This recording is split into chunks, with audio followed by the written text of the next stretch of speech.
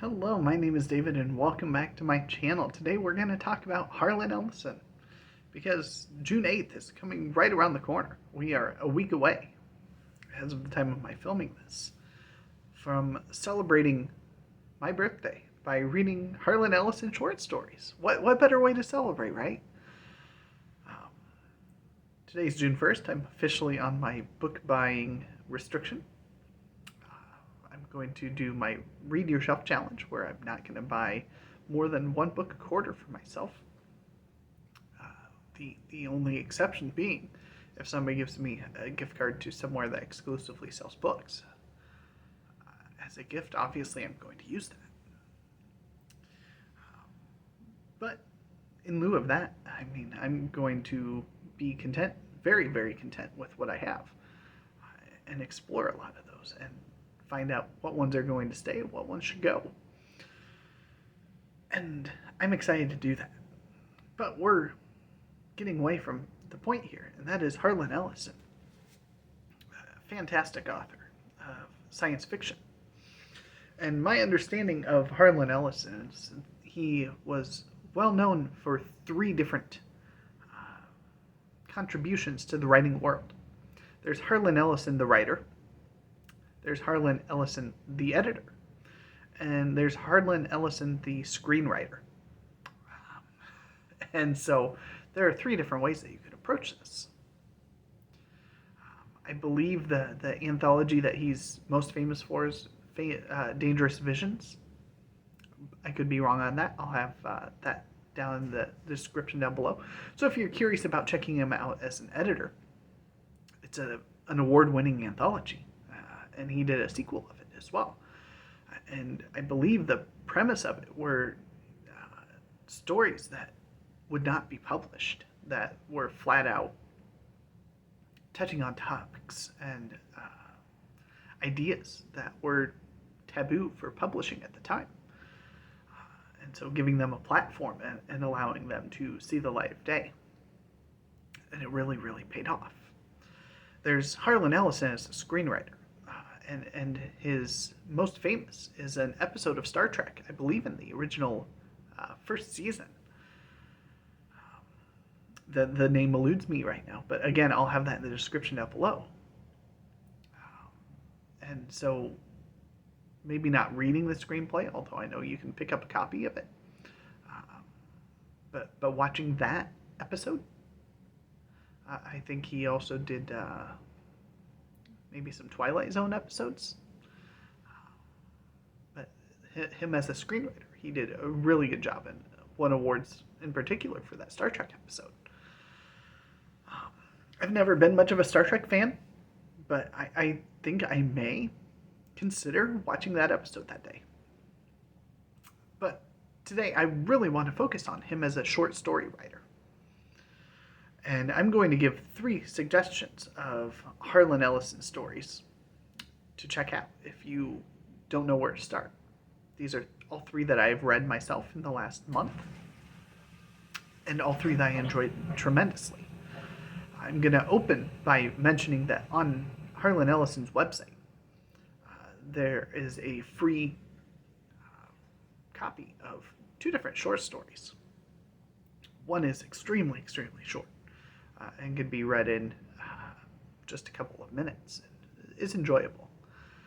But the longer piece on there happens to also be the very first story in here, Paladin of Lost Hour, which has the premise of when the calendar shifts happened,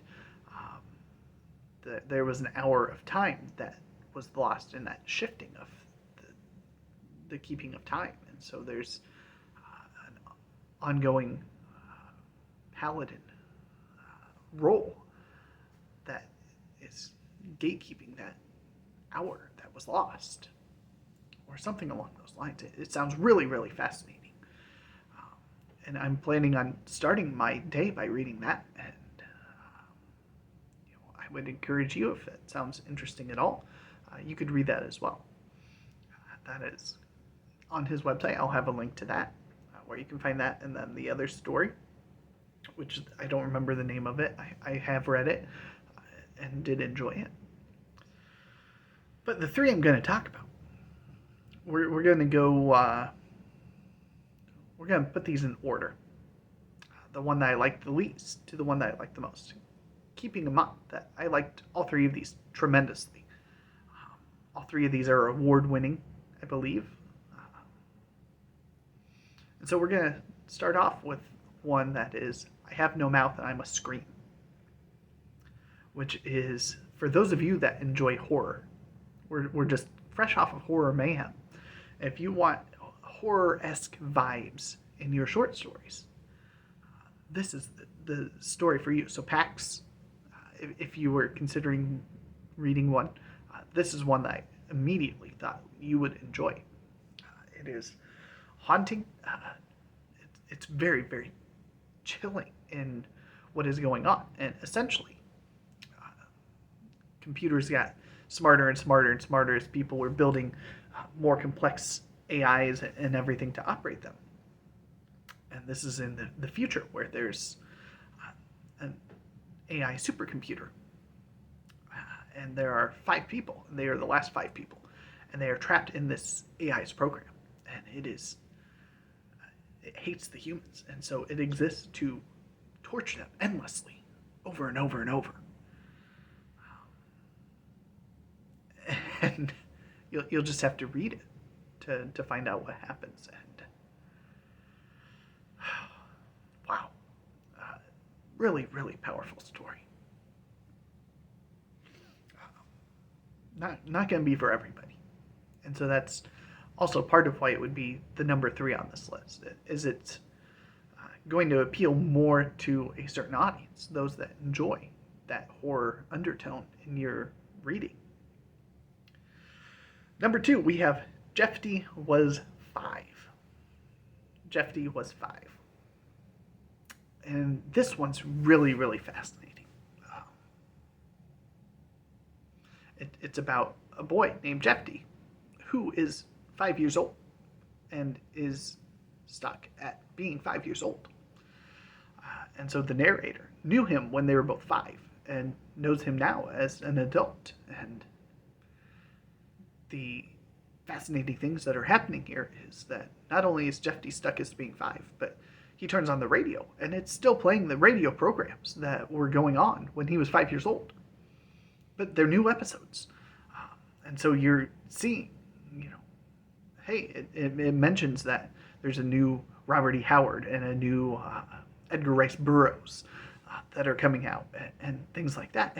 It's like, those are calls to referring to works that I'd be like, I'm all over that. And so it's really, really interesting that you've got this juxtaposition of Jeffty, who is stuck at being 5 years old, and the world around him has changed, and he's not really, doesn't really fit in to the world around him, and how everything has evolved. And when he does encounter the world on one fateful day, what happens at that point in time? It's really, really interesting and a really neat exploration of a really clever idea.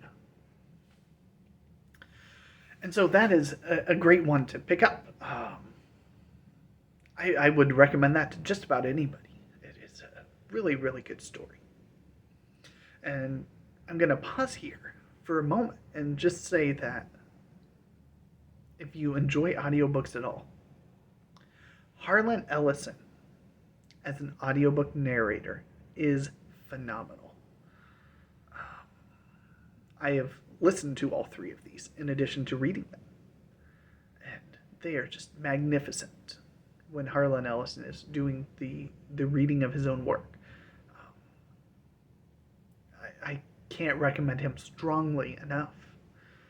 So if you enjoy listening to the audio versions, each of these is somewhere between 20 and 40-ish minutes of audio listening. So even if you don't have time to sit down and read, or don't want to take away from your reading time that you have plans on your TBR, but want to sit down and maybe listen, I know for sure that you can find some of these on YouTube as audiobook performances in there.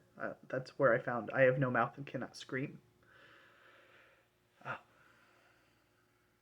And I if you can get a hold of an audio version of him reading anything, I strongly recommend checking that out because it is fantastic.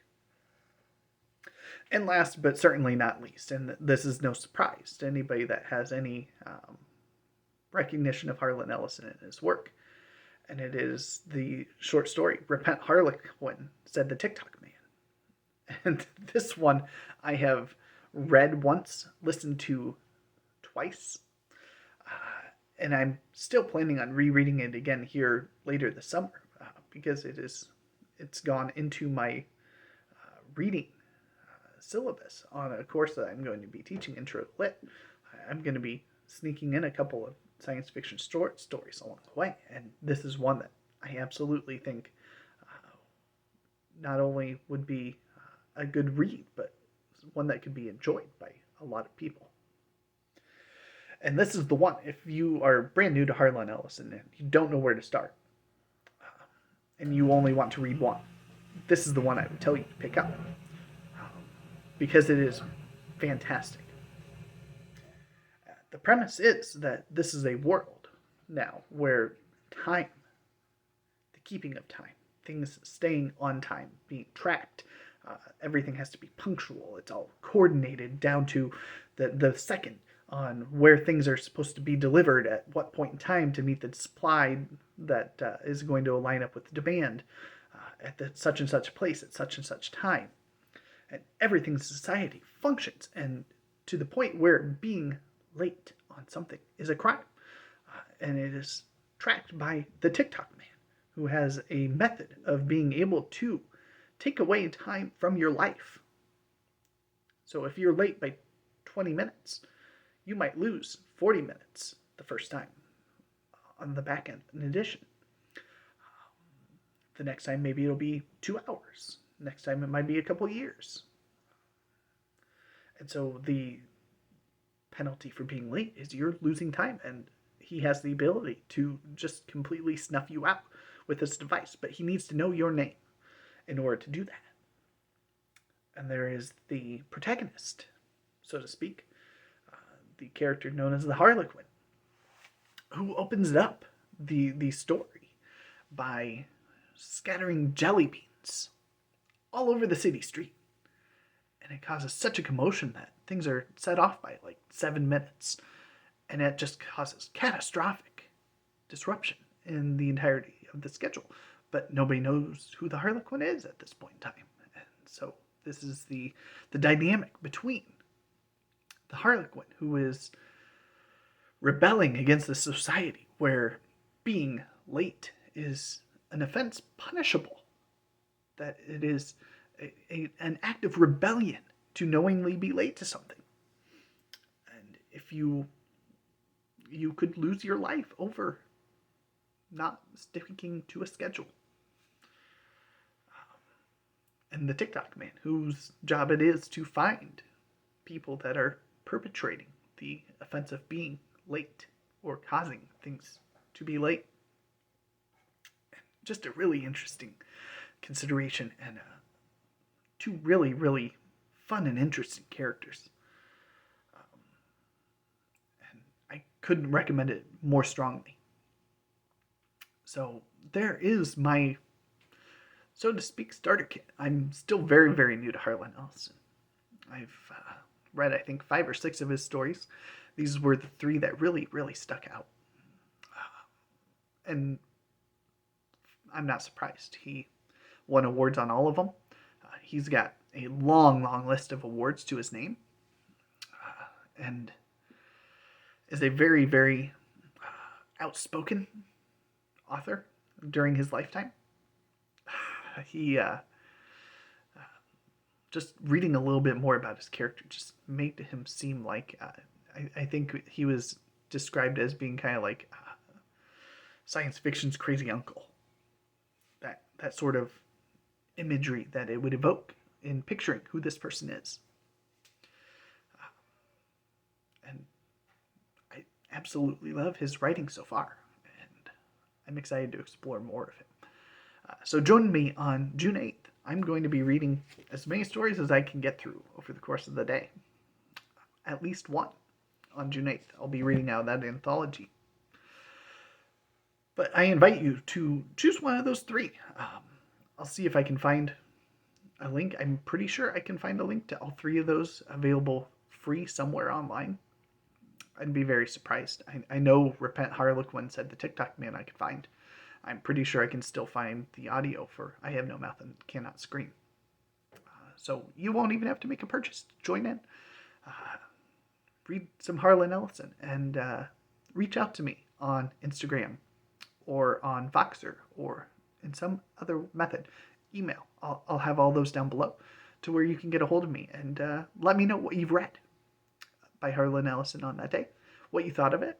I'd be happy to have a conversation with you about it and hear your reactions, good or bad. I won't take offense if you don't like the story that you choose to read. And thank you for helping to make my day a little more special by being able to share it all with all of you. So thank you, BookTube.